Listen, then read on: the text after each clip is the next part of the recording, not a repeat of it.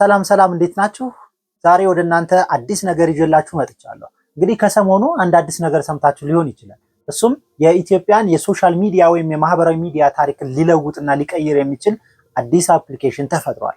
እንግዲህ እንደሰማችሁት በትናንትናው ዕለት በአዶናይ አማካኝነት ላውንች የተደረገና የተመረቀ አፕሊኬሽን ሰምታችኋል። የኢትዮጵያ ቲክቶክ በማለት ራሱን ሊቀይር የሚችል አፕሊኬሽን ነው ሲድሮ።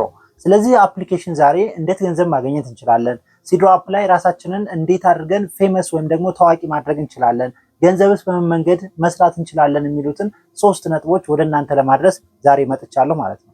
እስከዛው ድረስ እንግዲህ ቻናሉን ሰብስክራይብ በማድረግ ቤተሰብ እንድትሆኑ ጋበዝኳችሁ። ላይክ እና ሼር ማድረጋችሁም አይረሳ። ሲድሮ አፕ በኢትዮጵያ የማህበራዊ ሚዲያ ታሪክ ራሱን ወደ ኢትዮጵያ ያመጣና ታሪክን ሊቀይር የሚችል ሶፍትዌር ነው። እንግዲህ ብዙ ጊዜ የኢትዮጵያን ተመልካቾችን ለማርካት የተለያዩ ነገሮች ሲወሩ ሰምተናል። ከአሁን በፊትም መንሱር ጀማል የሆነ አፕሊኬሽን እየሰራ እንደሆነና በላይክ የሚከፍል አፕሊኬሽን እየፈጠረ እንዳለ ተናግሮና አውርቶ ነበር። ነገር ግን የውሃ ሽታ ሆኖ ነው የቀረው።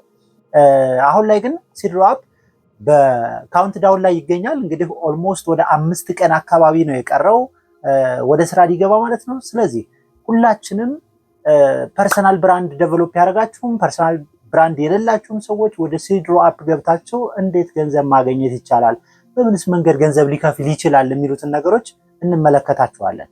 በመጀመሪያ እንግዲህ በኢትዮጵያ እንግዲህ እንደምታውቁት በጣም አስቸጋሪ በሆነ ሁኔታ ዲጂታል ማርኬቲንግ ላይ ለመስራት የኢትዮጵያ የፋይናንስ አካሄድ ወይም ስርዓት በጣም አዳጋች ነው። ለዛ ነው ዩቲዩብ ላይ ሞኔታይዜሽን ወይም አድ ሪቨኒው የሚባሉ ወይም ደግሞ እነዚህ አድቨርታይዝመንት ቪዲዮዎች ላይ አይሄዱም። ስለዚህ እሱን መሰረት አድርጎ ምናልባትም ኢትዮጵያ ውስጥ በአዲስ መልክ ፈርቀዳጅ ሊሆን ይችላል ተብሎ ይገመታል ሲድሮ አፕ።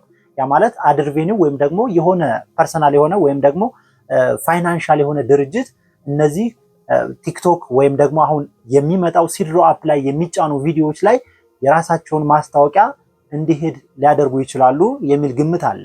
ይሄኛው እንግዲህ እንዴት ነው ዩቲዩብ ላይ ብዙዎች ያው ገቢ የሚገኘው ዩቲዩብ ላይ እንደምታውቁት በማስታወቂያ ነው። ማስታወቂያው የሚሄደው ምንም አይነት ኮንተንት ክሬተሩና ድርጅቱ ምንም አይነት ግንኙነት የላቸውም። ነገር ግን ዩቲዩብ ራሱ አፕሊኬሽኑ ወይም ሶፍትዌሩ ምንድነው የሚያደርገው በሚጫኑ ቪዲዮዎች ላይ የከፈለው ድርጅት የማስታወቂያዎች በዛ ቪዲዮ ላይ እንዲሄዱ ያደርግና ያ ድርጅት የከፈለው ገንዘብ ለዩቲዩብ ለራሱ ካምፓኒው ኦልሞስት ወደ 40% አካባቢ፣ ቀሪው ደግሞ 60% የሚሆነው ደግሞ ለኮንተንት ክሬተሩ ገቢ እንዲሆን ያደርጋል ማለት ነው። ስለዚህ አሁንም ኢትዮጵያ ውስጥ ፈርቀዳጅ ነው ያልኳችሁ በዚህ ምክንያት ነው። ምናልባት እንግዲህ ይህ ሲድሮ አፕ ላውንች ሲደረግና ኮንተንት ክሬተሮች ቪዲዮቸውን በሚጭኑ ሰዓት ሲድሮ ላይ ማስታወቂያው ከኮንተንት ክሬተሩ ቪዲዮ ቀድሞ ወይም መጨረሻ ወይም መሀል ላይ ሊሄድ ይችላል። እሱን መሰረት አድርጎ ኮንተንት ክሬተሩ በፐርሰንት ምናልባትም እየተባለ ያለው ቲክቶክ እንግዲህ እንደምታውቁት ከ70% በላይ ያለውን ራሱ ነው የሚወስደው። ቀሪውን 30% ደግሞ ለክሬተሩ ነው የሚሰጠው። ያው እንደምታውቁት ቲክቶክ 6 ሀገራት ላይ ብቻ ነው ማስታወቂያ የሚሄድባቸው ወይም ደግሞ ሞኔታይዜሽን የሚፈቀደው። ነገር ግን እነዚህ 6 ሀገራት ኢትዮጵያን አያካትትም። ኢትዮጵያ ከ6ቱ ሀገራት ውስጥ የለችበትም። አሁን ላይ ግን ለኢትዮጵያና ለኢትዮጵያ ኮንተንት ክሬተሮች ብቻ የመጣ ሲድሮ አፕ ምናልባትም ይህን ችግር ሊቀርፍ ይችላል ተብሎ ይገመታል። ኢትዮጵያ ውስጥ ያሉ ካምፓኒዎች ሊሆኑ ይችላሉ፣ የተለያዩ ድርጅቶች ማስታወቂያ መልቀቅ በሚፈልጉበት ሰዓት ኮንተንት ክሬተሮች ጋር መነጋገር ሳይጠበቅባቸው ከድርጅቱ ጋር ፊርማ ያደርጋሉ። ዘን በድርጅቱ ላይ ወይም ደግሞ በሲድሮ ላይ የሚሄዱ እያንዳንዳቸው ቪዲዮዎች የራሱ ክራይቴሪያ ይኖረዋል። በዛ ክራይቴሪያ መሰረት ቪዲዮዎቹ ሲለቀቁ ማስታወቂያ ከመጀመሪያው ከመጨረሻው ሊሆን ይችላል፣ ከመሃል ላይ ሊሄድ ይችላል ማለት ነው። የዛኔ በፐርሰንት ድርጅቱ ሲድሮ 30% ነው የሚወስደው፣ 70%ቱ ለኮንተንት ክሬተሩ ይሆናል ማለት ነው። እንደዚህ አይነት የፕሮሞሽን ወይም አድ ሪቨኒው የሚባሉ ወይም ደግሞ አድቨርታይዝመንት ሊመጡ ይችላሉ ማለት ነው። በዚህ መልኩ ገንዘብ ልናገኝ እንችላለን ማለት ነው። ሌላኛው ደግሞ ፕሮሞሽን ነው። ኖርማል የቲክቶክ ቪዲዮዎችን አይታችሁ ከሆነ ፕሮሞሽን ይሰራሉ። እንደምታውቁት እንግዲህ በኢትዮጵያ በተለያዩ የቴሌቪዥን ማስታወቂያዎች ይደረግ የነበረው የማስታወቂያ ማስነገር ፕሮግራም አሁን ሙሉ በሙሉ በሚባል ደረጃ እየቀረ ነው ያለው።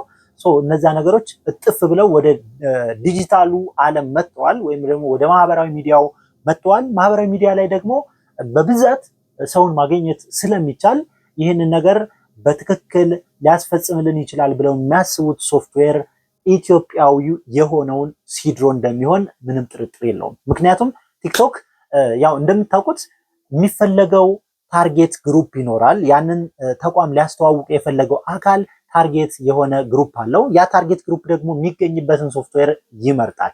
በብዛት ቴሌቪዥን ላይ ቁጭ ብሎ ማንም ማስታወቂያ ያይ። ነገር ግን ቲክቶክ ላይ ስክሮል በተደረገ ቁጥር የሚመጡ ማስታወቂያዎች ለነዛ ድርጅቶችና ካምፓኒዎች በጣም የሚገርም እድል ይዞ ይመጣሉ። ስለዚህ ይህንን መሰረት በማድረግ ኢትዮጵያውያንን ብቻ የሚፈልግ ታርጌት ግሩፕ ያላቸው ድርጅቶች ደግሞ ሊያስተዋውቁ የሚፈልጉት በሲድሮ ይሆናል ማለት ነው። ስለዚህ በሁለተኛው መንገድ ደግሞ ሌላኛውን ገንዘብ ልናገኝበት የምንችለው መንገድ ነው ማለት ነው። ሌላው እንደዚሁም ደግሞ የተለያዩ ድርጅቶች ደግሞ ቀጥታ እዛው ጋር በማገናኘት ሲድሮ ላይ በማገናኘት ፕሮሞሽን በመስራት እና የድርጅታቸውን በፐርሰንት ሊያገኙ የሚችሉትን ገቢ አሁንም በቀጥታ ወደኛ ሊያመጡ ይችላሉ ማለት ነው። ስለዚህ አሁን ገንዘብ የምናገኝባቸውን መንገዶች ካየን እንዴት ነው ራሳችንን ታዋቂ ማድረግ የምንችለው የሚለውን ነገር እንመልከት። እንደሚታወቀው እንግዲህ ትልቁ ነገር የተለያዩ ሶሻል ሚዲያዎች ፕላትፎርሞች ላይ ፐርሰናል ብራንድ ያላቸው ሰዎች ያለምንም ጥርጥር ያለምንም ጥያቄ ቀድመው አሁንም ይሄዳሉ።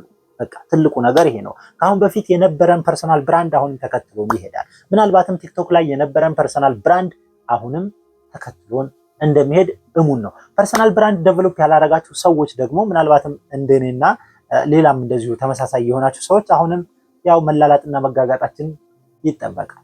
ትንሽ አስቸጋሪ ሊሆን ይችላል። ነገር ግን ቲክቶክ ላይ አንድ ሰው መጥቶ በአዲስ መልኩ ከፍቶ እንደሚሄደውና ሲድሮ ላይ አዲስ ከፍቶ እንደሚሄደው እኩል አይሆንም።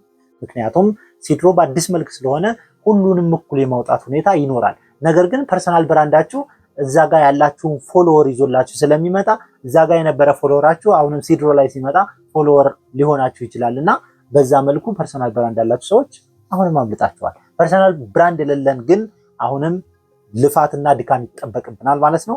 በሱ መልኩ ደግሞ ፐርሰናል ብራንዳችንን እያሰፋን ከመጣን አሁንም ሲድሮ ላይ ፌመስ ታዋቂ የመሆን እድላችን ሰፊ ነው ማለት ነው። ስለዚህ ሁላችንም እንግዲህ ካውንት ዳውን እያደረገ ነው ብያችኋለሁ። ኦልሞስት ወደ 5 ቀን አካባቢ ቀርቶታል። ትናንትና ነው የተመረቀው ሲድሮ አፕ። እሱን አፕሊኬሽን አስመልክተን በደንብ አድርገን ካውንት ዳውኑ እንዳለቀ ቪዲዮዎችን መልቀቅ ይኖርብናል። ምን ነገሮች ይለቀቃሉ? በተለይ እንግዲህ ላይፍ ስታይሎችን ልንለቅ እንችላለን። በተመሳሳይ መልኩ ቲክቶክ ላይ ያሉ ነገሮችን ቲክቶክ ላይ የሚሰሩ ነገሮችን ኢትዮጵያውያን ሊመለከቷቸው የኢትዮጵያን ባህልና ወግን ስርዓትን ያሟሉ ነገሮችን መልቀቅና በደንብ አድርገን ፐርሰናል ብራንዳችንን ማስፋት ይጠበቅብናል ማለት ነው።